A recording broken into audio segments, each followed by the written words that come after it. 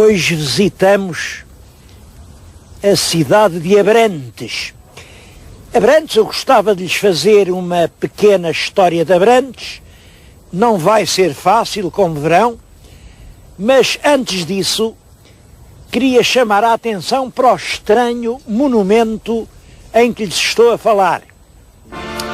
É uma torre de homenagem que, segundo a tradição e segundo uma grande probabilidade, vem do tempo do rei Dom Dinis. Mas depois teve aqui um governador, no século passado, um governador que era o Barão da Batalha, e o Barão da Batalha mandou pôr no cimo da torre de homenagem de Dionisina estas granadas liberais.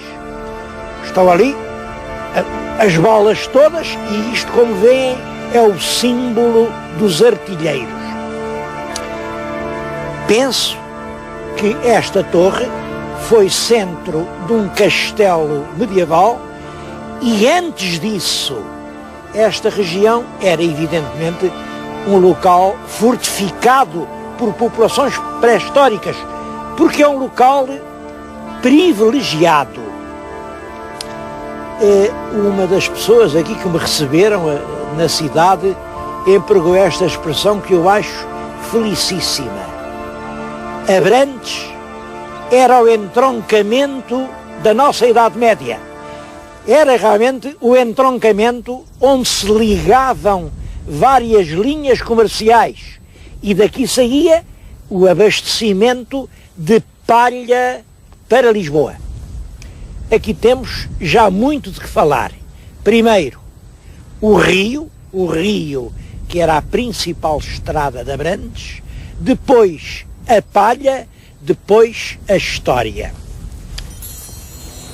O Rio Tejo está na nossa frente e eu vou começar por exprimir a minha surpresa. Como sabem, o Tejo é um lugar importante da paisagem portuguesa e há miradores célebres.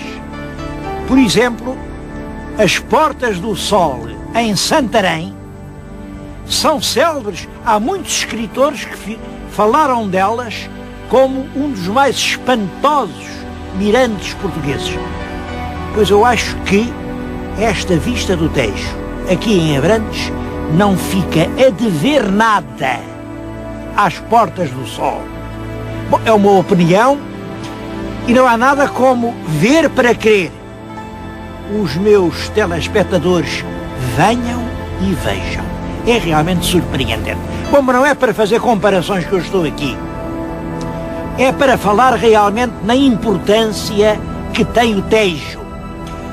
O Tejo é o maior rio português, literariamente é o que tem maior vulto. Só o Camões refere o Tejo 25 vezes nos Lusíadas. E eu acho realmente comovente a adjetivação que Camões usa para o Tejo. Chama-lhe, como sabem, o ameno Tejo, 3 vezes lhe chama ameno. Chama-lhe o claro Tejo deleitoso. Depois é o claro Tejo que corre tão sereno, o claro Tejo que vai suave e ledo, o doce Tejo, o caro Tejo, o longínquo Tejo. Ele deve ter escrito isso quando estava na Índia. O rico Tejo, o pátrio Tejo. Ora bem, e de tudo isso, o que é agora o Tejo? Um Tejo que já não tem peixe, um Tejo que já não é claro, uma veiga suja que corre aqui pela Extremadura e vai desaguar em Lisboa. Devo dizer que toda a gente tem a culpa disso. Começa por aqui. Vocês sabem onde é que desagua o esgoto de toda a cidade de Abrantes? É no Tejo. Mas já antes de Abrantes, estas terras ficam para cima, e daqui até Lisboa, que são 150 km, não há terrinha nenhuma que não mande os seus esgotos para o Tejo. É claro, há exceções. Não vão reclamar, porque certamente há uma ou outra que já tem uma estação de tratamento. Mas a regra é esta. O Tejo está hoje a servir de coletor às povoações ribeirinhas. E eu acho que esta é uma tarefa importante para as gerações do futuro. Restituírem ao Tejo a sua pureza primitiva. A verdade é que foi o Tejo que fez nascer Abrantes. O Tejo fica aqui, num ponto onde se juntam 3 regiões naturais: a Beira, a Extremadura, o Alentejo. Realmente, nestas 3 linhas, nasceu Abrantes. Abrantes nasceu misteriosamente. Gostava de lhes dizer a origem da cidade, mas não sei. Em todo caso, vamos ao museu, podemos ficar com uma ideia.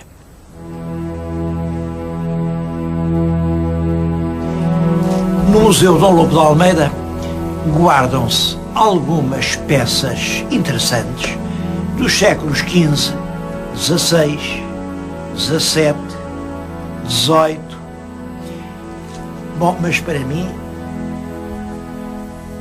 o elemento mais significativo para a história de Abrantes é esta escultura de uma ignota divindade romana.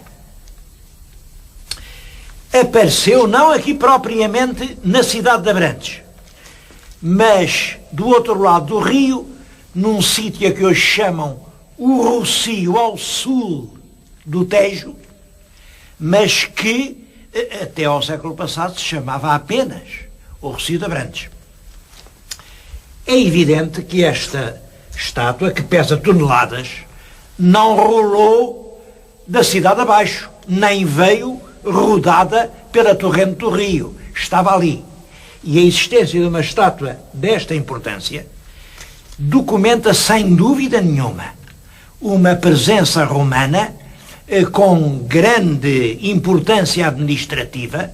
As divindades, só aí, não era nas casas dos particulares, é que se encontravam. E era lá embaixo, no que hoje se chama Rocio, ao sul do Tejo, porque realmente aqui o Rocio fica do outro lado do rio. Cá em cima era a Acrópole. Penso que foi assim que Abrantes nasceu. Aqui, no sítio onde terá havido um povoado proto-histórico, ficou a fortaleza e a povoação estendeu-se lá embaixo, no Rocio. Rocio é uma palavra que significa logradouro popular. É, como veem, uma peça de excepcional valor artístico. Mas há aqui outras coisas para ver.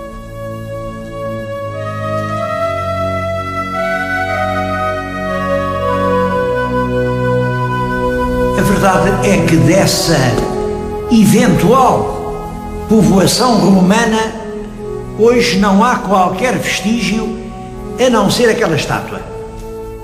E é muito possível, é uma hipótese que eu ponho aqui, que a estátua tenha sido salva e por ter sido reutilizada na Idade Média. Aqueles pés, reparem, aqueles pés não são romanos, são góticos. E aquilo pode ser, é possível que seja, a utilização de uma estátua de uma divindade romana para fins já cristãos. De qualquer maneira, é certa uma coisa: o nível do Tejo subiu.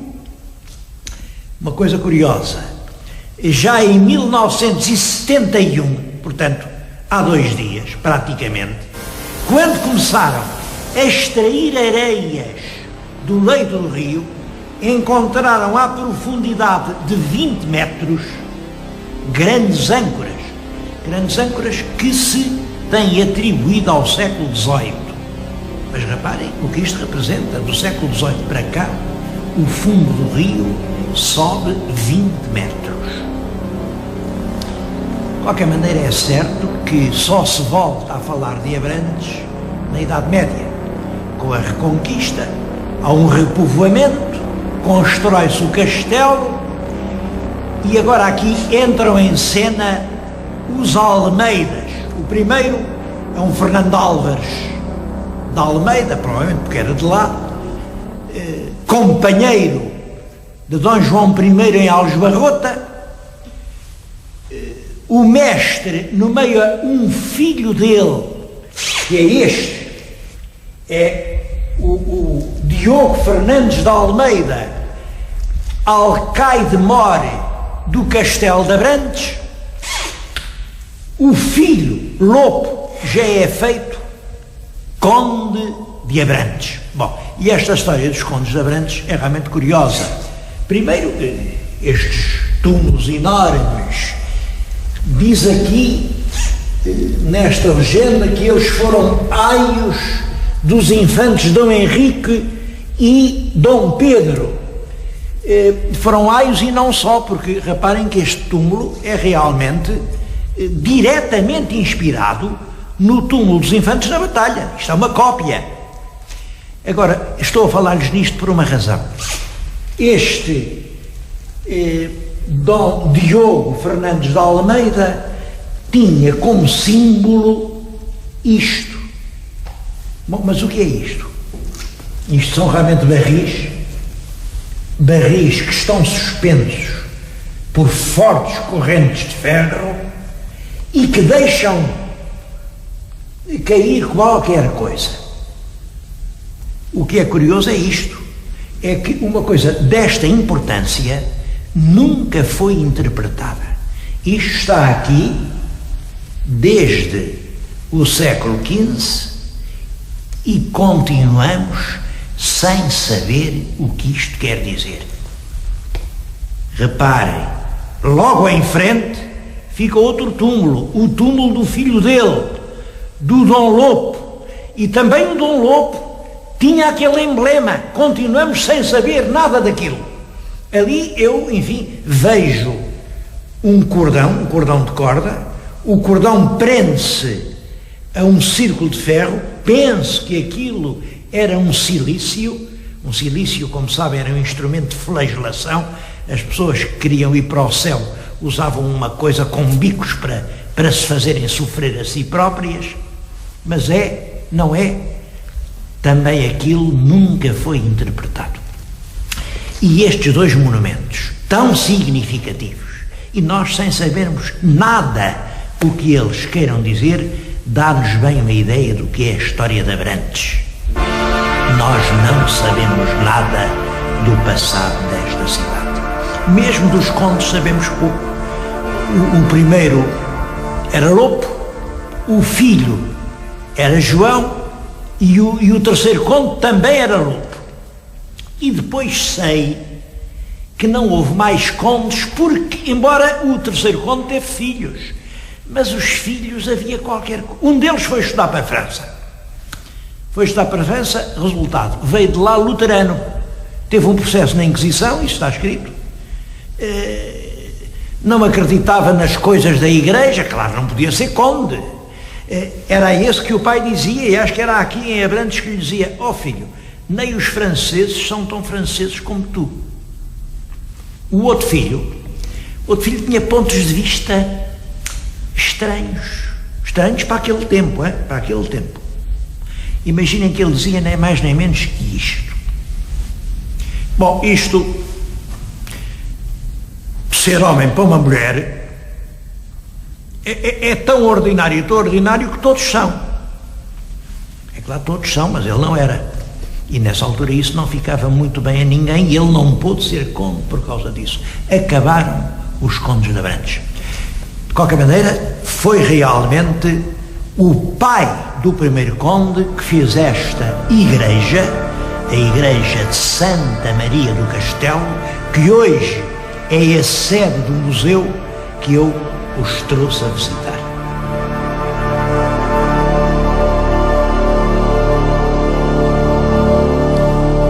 Contava-se que o primeiro conde de Abrantes foi feito conde porque, quando era novinho, estava o rei a uma lareira muito quente, e o calor incomodava um bocado o rei. Então o rapaz, o pajem, pôs-se diante da lareira a servir de biombo.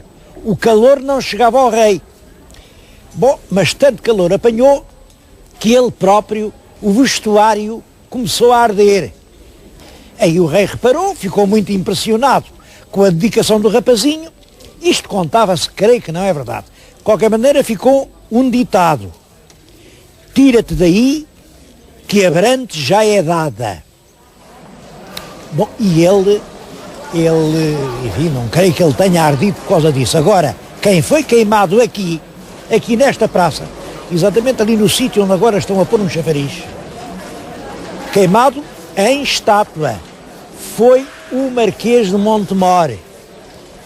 Dom João II dizia que ele andava a conspirar lá em Castela, mandou fazer um palhaço com, enfim, que parecia ao Marquês, e até lhe pôs dentro um odre com sangue. Puseram aqui no cadafalso, com essa fossa inteiramente cheia de gente, cortaram-lhe a cabeça e ficou célebre. Há muitos outros episódios de Abrantes na história, mas eu acho que nenhum é tão importante como este, de que geralmente ninguém fala. O rei Dom Manuel, vinha muito para aqui. O Palácio Real de Abrantes é hoje, enfim, uma casa relativamente modesta. É esta que estão a ver na nossa frente, onde há uma pensão. Foi ali que estiveram o rei Dom Afonso V, o rei Dom João II, o rei Dom Manuel. Foi lá que nasceu o infante Dom Luís. E na noite do nascimento do infante, chamaram ao paço uma figura muito popular na corte, Gil Vicente, para o Gil Vicente fazer uma das suas pantominas. E o Gil Vicente recitou o chamado Sermão de Abrantes. Eu tenho aqui a peça e queria chamar a atenção para isto. É um dos documentos mais importantes para o estudo da mentalidade portuguesa ao começar o século XVI. E aquilo, os nossos autores, não sei porquê, dizem que é pouco teatral. Eu acho que eles não o leram.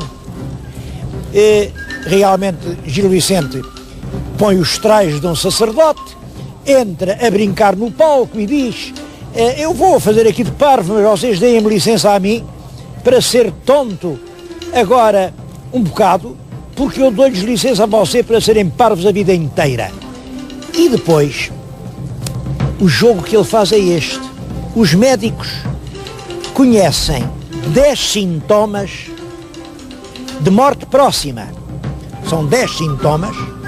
Ele coloca-se na posição do agonizante e faz a caricatura do seu tempo e das ideias do seu tempo.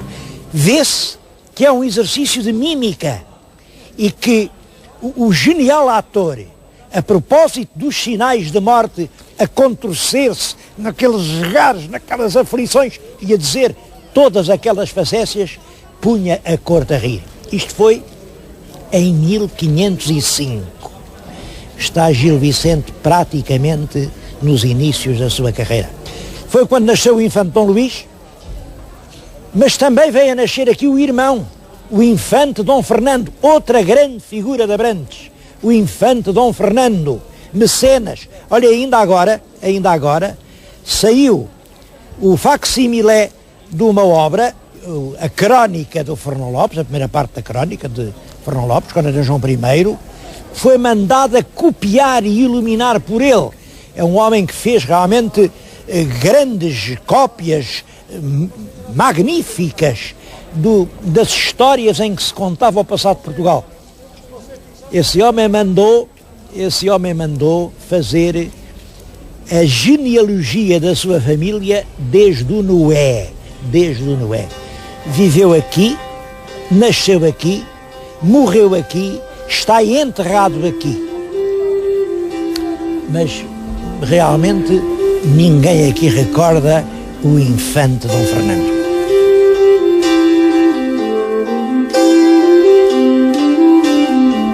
Um provérbio popular diz que toda a gente come palha. A questão é saber-lhe dar. Eu estou aqui em Abrantes e também estou a comer palha. Isto é palha de Abrantes. É um doce que existe em toda a cidade, ninguém vem a Abrantes que não prova palha, porque toda a gente come palha. Esta tradição da palha de Abrantes está ligada a um ciclo económico passado há muito tempo. Era aqui de Abrantes que se embarcavam as forragens que iam para Lisboa para rações. A palha ia de Abrantes. Palha de Abrantes, o que é curioso, porque aqui em Abrantes não há campos para dar palha. Os abrantinos comercializavam a palha. A palha vinha principalmente do Alentejo, era aqui embarcada em embarcações que chegaram aqui até há pouco tempo e ia para Lisboa. Claro que hoje, como sabem, o rio deixou de ser navegável. Já não se pode ir num barco daqui até diante de Lisboa. E há muito tempo que não pode. Comboio substituiu o rio e, de certo modo, o comércio da palha foi-se embora. Mas reparem, os abrantinos não desanimaram por isso. Isto que lhes estou a mostrar da palha de Abrantes é só simbólico. Claro que eles não substituíram o comércio da palha, feito essencialmente por mercadores judeus, pelos doces de ovos, de tradição conventual. Não. Mas isto é, de certo modo, um símbolo. Substituíram foi esse comércio por muitas outras atividades. E o presente de Abrantes é marcado por muitas indústrias mecânicas, metalomecânicas, pela fabricação de máquinas agrícolas, por grandes empresas de construção civil, por empresas que produzem rações para o gado e, sobretudo, pelo azeite. Não sei se sabem que em Abrantes se comercializa mais de metade do azeite produzido no nosso país. Eu acho que estes factos de uma cidade que, de certo modo, está longe dos itinerários, mas reparem, e isto é fundamental, está no centro do país. Ainda ontem fui a um local onde há um monumento ao centro, está lá uma placazinha no chão com uma cruzeta, ali é o centro rigoroso, o centro geométrico de Portugal. Por sinal que fizeram lá um monumento que é um horror, O monumento tem lá, assim, uma grande chapa de bronze, diz que é um monumento à mulher portuguesa. Que diabo de ideia de pensar a mulher portuguesa em termos tão feios. A gente fica chocado com aquilo. Bom, em todo caso, ali é o centro do país. E penso que isso ser centro vai valer a Abrantes um lugar no futuro. Abrantes, aliás, já está a pensar nisso. Eu acho que das coisas que não podemos deixar de ver aqui é uma jovem biblioteca nascida num edifício várias vezes centenário, no velho convento dos dominicanos, que eram, como sabem, os frades pregadores. Aquilo estava tudo a cair em ruínas, pois há pouco tempo restauraram os claustros, que são de uma grande beleza, e meteram uma biblioteca muito moderna, mas tudo aquilo é harmonioso, está bem feito. Aquilo é tão agradável quanto momentos antes me tinha revoltado o disparate da tal mulher portuguesa. E fiquei a saber que só em livros levados para casa o número é da ordem dos 500 por dia. Os 500 por dia. Bom, eu tinha-lhes dito que ia aqui falar no passado, no presente e no futuro de Abrantes. E acho que já falei.